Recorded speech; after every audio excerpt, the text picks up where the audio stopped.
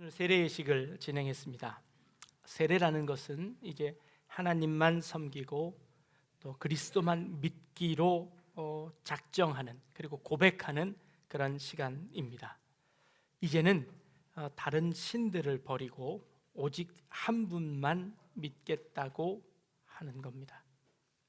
하나님의 자녀가 되는 순간입니다. 그런데 세간에 종교를 바꾸면 집안에 우환이 생긴다는 그런 말이 있습니다. 전에 섬기던 신을 버리고 새로운 신을 섬기면 그 신이 화가 나서 그 집안에 우환을 내린다는 겁니다. 그래서 개종하는 것을 굉장히 무서워하시는 분들이 계십니다. 몇 년 전에 저희 교회에 세례를 받으시는 분 중에 한 분이 세례를 받기 전에 목사님 꼭 드릴 말씀이 있습니다. 제가 갖고 있던 목걸이가 있는데, 만자가 쓰여진 목걸이인데 자기 힘으로는 이걸 도저히 못 버리겠더라는 겁니다. 그래서 저에게 가지고 오셔서 이걸 좀 어떻게 하면 처리할 수 있을까 말씀하셨습니다. 금으로 된 것이었으면 제가 어떻게 처리를 할 터인데 네, 플라스틱으로 된 것이라 제가 받아서 쓰레기통에 버렸습니다. 이 두려움이 있는 것이 당연하지요. 그래서 이왕이면 조금 더 힘이 센 신을 믿으면 그 힘센 신이 지켜줄 수 있지 않을까라고 생각하기도 합니다. 오늘 우리 세례를 받으신 분 중에 특별히 그런 분은 안 계신 것 같습니다. 물론 전에 나는 특별한 신을 믿지 않았으니 이제 무슨 신을 선택하든 상관없습니다 라고 이야기하실 수도 있겠습니다. 그런데 이제 여러분은 발을 잘못 담그셨습니다. 이제 이 신을 배신하시면 하나님이 집안을 재앙을 내리실지도 모릅니다. 너무 겁주는 건가요? 하나님이 그런 분이실까요? 아마 그렇지는 않을 겁니다. 아니, 그렇게 나쁜 것 말고 하나님 믿어서 좋은 것 더 많지 않습니까? 네, 많습니다. 하나님을 믿음으로 말미암아 우리가 새 생명을 얻고 기쁨과 평안과 위로를 얻을 수 있습니다. 그 하나님이 주시는 하늘의 소망이 우리에게 있습니다. 참 좋은 겁니다. 그런데 간혹 하나님을 믿는 것이 좋지 않을 때도 있다는 것을 좀 말씀드리려고 합니다. 하나님을 믿으면 내가 원하는 것, 내가 기도하는 것, 내가 소망하는 것, 이 모든 것들이 다 이루어졌으면 좋겠는데 하나님을 믿는다고 이것이 다 이루어지지 않는다는 것입니다. 아니, 그러려면 뭐 이렇게 하나님을 믿으라고 그렇게 강조를 하십니까? 라고 말씀하실 수도 있겠습니다. 한번 생각해 보십시오. 하나님이 내가 소원하는 모든 것을 다 들어주신다면 그분은 정말 하나님일까요? 하나님이 내가 원하는 기도의 제목마다 다 들어주신다면 하나님이 높은가요? 내가 높은가요? 하나님이 내 소원을 다 들어주셔야만 된다면 하나님보다 오히려 내가 더 높은 사람이 될 수 있습니다. 하나님은 내가 원하는 것 다 들어주시지 않을 수 있는 힘이 있는 분이시라는 거죠. 그래야 신이 되는 겁니다. 그래야 전능하신 분이 되는 것이지, 내가 원하는 것 다 들어주신다면 그분은 어쩌면 신이 아닐 수도 있겠습니다. 하나님을 잘 섬기면 사업도 잘 되고 자녀들도 잘 풀리고 하는 일마다 만사형통 되었으면 좋겠습니다. 그러나 그렇게 하는 신은 하나님이 아니시라는 겁니다. 어쩌면 그것은 내가 만들어낸 욕심으로, 나의 욕심으로 만들어낸 우상에 불과한 신일 수 있다는 겁니다. 하나님은 오히려 내가 원하는 것을 들어주시지 않고 나에게 필요한 것을 주시는 분이십니다.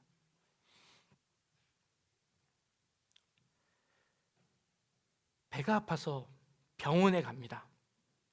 의사에게 가서 너무 배가 아프니 좀 이 배 좀 안 아프게 좀 해달라고 애원을 합니다. 그러자 의사가 병원 침대에 눕혀놓더니 메스를, 칼을 갖고 와서 배를 가릅니다. 그리고 거기서 맹장을 떼어냅니다. 아니 안 아프게 해달라 그랬더니 칼로 배를 갈라요. 그리고 거기서 내 장기를 뜯어가요.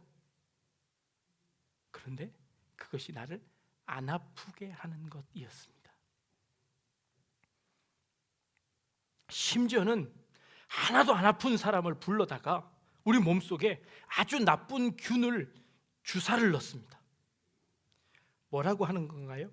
예방주사라고 하는 겁니다. 독감 예방주사를 그렇게 맞습니다. 하나도 안 아픈데 와서 그 독감 균을 우리 몸속에 집어넣으라고 합니다. 그래야 안 아프게 된답니다. 아니 나는 지금도 안 아픈데 왜 그 균을 나에게 넣어야 합니까? 아니 그 균을 넣으면 더 건강해진답니다. 그래서 일부러 그 균을 넣기도 합니다. 이게 병원에서 의사들이 우리에게 하는 일들입니다.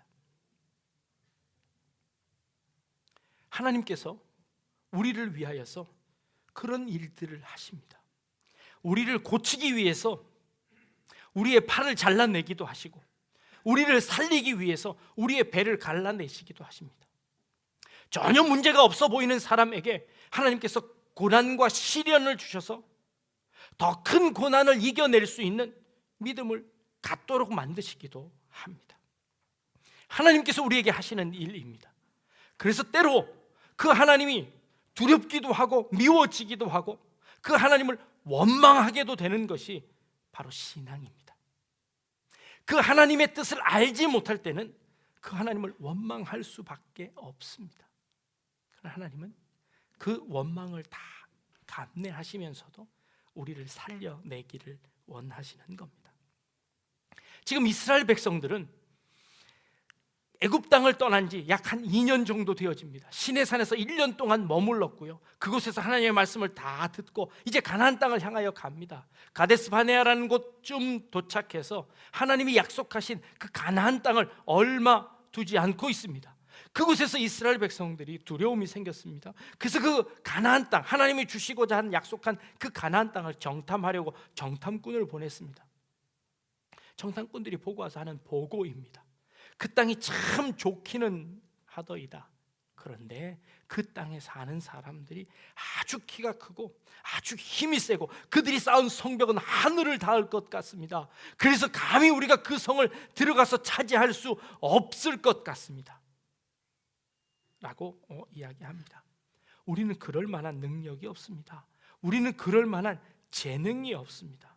우리는 그런 모험을 하기 싫습니다. 하나님, 혹시 우리를 미워해서 우리를 죽이려고 여기까지 끌고 오시는 것은 아닙니까? 지금 이 이스라엘 백성들이 하나님을 원망하고 있습니다. 하나님, 우리가 언제 가나안 땅 가겠다고 했습니까? 하나님, 내가 언제 가나안 땅 달라고 했습니까? 나는 하나님 앞에 그런 부탁하지도 않았습니다. 그저 예수 믿고 하나님 알아서 빨간 약 조금 바르고 아픈 거 조금 가라앉히면 되는데 왜 이렇게 큰 수술을 하려고 하십니까? 나에게 왜 이렇게 큰 일들을 시키십니까? 나는 그만한 재능이 없습니다 라고 이야기하는 겁니다. 그래서 하나님을 원망하는 겁니다. 요즘 젊은이들에게 묻습니다. 자네는 앞으로 뭐 하고 싶나? 정확하게 대답하는 이들이 그리 많지 않습니다. 왜 그럴까요? 물론 마음속으로 계획하는 일이 있을지라도 그 일을 이룬다는 보장이 없으니 함부로 이야기할 수 없어서 그랬을 겁니다. 그러나 대부분의 젊은이들 가운데는 인생의 목표를 갖지 않는 사람들이 훨씬 더 많은 것을 봅니다. 뭘 해야 하는지 알지 못하고 그저 주어진 삶을 흘러가는 사람들이 훨씬 더 많아 보입니다. 가장 뚜렷한 목표를 가지고 있는 사람들은 유치원생들밖에 없는 것 같습니다. 유치원 아이들은 물어보면 경찰이 되겠다고 합니다. 의사가 되겠다고 합니다. 간호사가 되겠다고 합니다. 뚜렷한 인생의 목표가 있습니다. 그런데 이게 점점 시간이 가면 갈수록 잊혀져 갑니다. 결국에 내가 뭘 원하는지조차도 알지 못하고 살아가는 인생들이 참 많습니다. 이스라엘 백성들이 바로 그렇습니다. 가나안 땅을 향하여 나갑니다. 가나안 땅이 어떤 곳인지도 알지 못했습니다. 가나안 땅은 아브라함이 살던 곳이고 이삭이 살던 곳이 야곱이 살던 그런 곳이었습니다. 요셉 이후로 그들은 가나안 땅에 가보지도 않았습니다. 가나안 땅이 얼마나 좋은지조차도 몰라서 정탐꾼을 보내야 할 정도로 그들은 가나안 땅에 대한 아무 소망이 없었습니다. 그런데 어느 날 하나님이 갑자기 너 가나안 땅 줄 테니까 너 가나안 땅으로 가라 라고 말씀하십니다. 하나님, 내가 왜 가나안 땅 가야 하는데요? 그들은 인생의 목표가 가나안 땅이 아니었습니다. 애굽에서 조금 편하게 사는 정도였습니다. 내가 예수를 믿기로 했습니다. 예수를 믿어서 뭘 할 건데요? 예수 믿고 그저 마음의 평안 정도 얻으면 그걸로 감사합니다. 좀 위로 얻으면 그걸로 감사합니다. 그 정도면 된다고 생각했습니다. 근데 이 예수 믿으면요, 그걸로 그치지 않고요, 자꾸 요구하는 게 많아집니다. 예수 믿으면 이렇게 살아야 합니다. 예수 믿으면 선하게 살아야 합니다. 예수 믿으면 남들에게 모범이 되어야 합니다. 예수 믿으면 예수님처럼 살아야 한답니다. 예수 믿는다는 것은 예수님처럼 사는 거랍니다. 그래서 한쪽 뺨을 맞으면 다른 쪽 뺨도 돌려대라는 겁니다. 겉옷을 달라는 자에게 속옷까지 주는 것이 예수 믿는 거랍니다. 내 욕심만 차리고 내 건강만 내 것만 차리는 것이 아니라 다른 사람 돌아보는 것, 이게 예수 믿는 거라는 겁니다. 심지어 십자가를 지고 가라고 합니다. 아니, 나 그러려면 예수 안 믿으랍니다. 아니, 예수 믿는 것이 그렇게 힘든 거라면 나 예수 안 믿으랍니다. 나 그거 한다고 하지 않았습니다 라고 하는 거. 이게 바로 지금 이스라엘 백성들이 가나안 입구 앞에서 하나님을 향하여 원망하는 그 원망의 목소리입니다. 하나님, 더 이상 간섭하지 말아 주십시오. 왜 자꾸 부담을 주십니까? 그러자 모세를 통하여서 이렇게 말씀하십니다. 두려워하지 말아라, 무서워하지 말아라. 내가 너희를 먼저 가서 그 모든 문제를 해결해 주지 않았니? 너희가 애굽 땅에 있을 때 10가지 재앙을 내려서 너희를 구원해 주는 나의 모습 너희 보지 않았니? 아니, 그것만으로도 감사합니다. 그런데 뭘 저에게 자꾸 큰 것들을 시키십니까? 말씀대로 살라고 하십니까? 예수님처럼 살라고 하십니까? 그냥 내가 그냥 사는 이대로 좀 그냥 살다가 가면 안 되겠습니까? 라고 이야기하는 겁니다. 하나님이 광야에서 너를 내가 어떻게 인도했니? 라고 물어보십니다. 그리고 너희 앞서가서 내가 그 모든 것들을 다 준비했는데 그냥 나 믿고 좀 따라오면 안 되겠니? 라고 이야기하는 겁니다. 그런데 이스라엘 백성들이요, 그 장막에서 나오지 않습니다. 나 그 가나안 땅 안 들어가겠습니다. 나 더 이상 하나님 말씀 안 듣겠습니다. 난 더 이상 그 가나안 땅이 내 인생의 목표가 아닙니다. 나 그 가나안 땅 안 들어가겠습니다 하고 선포를 해버리는 겁니다. 거기서 하나님을 원망하는 겁니다. 그리고 애굽으로 돌아가려고 하는 겁니다. 그래서 하나님께서 어떻게 하셨나요? 그들이 마음을 바꿀 때까지, 그들이 하나님의 뜻을 알 때까지 40년 동안 기다려 주셨습니다. 그 가나안 땅이 정말 좋은 곳이라는 것을 깨닫게 될 때까지, 그들 스스로 그 가나안 땅에 들어가고 싶은 마음이 생길 때까지 40년을 기다렸습니다. 마치 광야에서 어린 아이를 키워내듯이 하나님께서 이스라엘 백성들을 그렇게 키워내셨습니다. 오늘 유아 세례를 주었습니다. 이 아이를 키워내는데 얼마만큼 시간이 걸릴까요? 이 아이들이 자기의 입술로 신앙을 고백하는데 얼마나 걸릴까요? 자녀를 키우는데 몇 년 걸리나요? 장가 갈 때까지인가요? 아니요. 그리고 나서도 더 손이 가지요. 하나님이 그렇게 기다리셨습니다. 하나님이 이스라엘 백성들이 스스로 깨달을 그때까지 참고 인내하시며, 마치 부모가 자녀를 양육하는 것처럼 그들이 깨달을 때까지 참고 기다리셨습니다.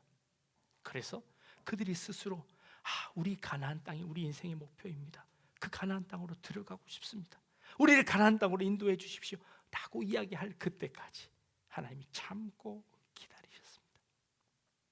사실 우리는 살아가면서 무엇을 원해야 하는지, 우리에게 꼭 필요한 것이 무엇인지 알지 못하고 그저 내 눈앞에 있는 이익들만 위해서 살아갑니다.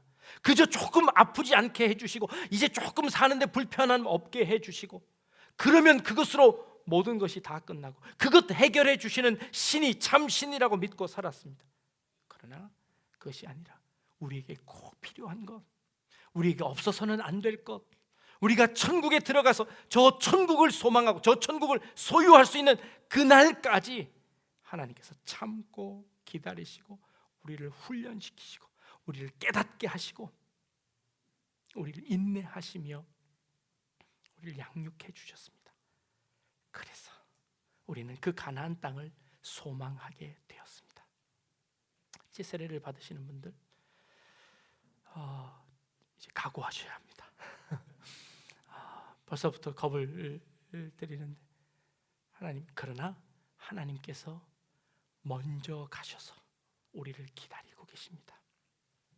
너희보다 먼저 가시는 너희의 하나님께서 우리의 앞길을 책임지고 계시다라고 말씀하십니다. 고난이 있을 겁니다. 두려움이 있을 겁니다. 우리의 곤란한 일들이 있을 겁니다. 힘든 일들이 있을 겁니다. 그러나 그것을 딛고 일어나면 저 천국을 소유할 수 있습니다.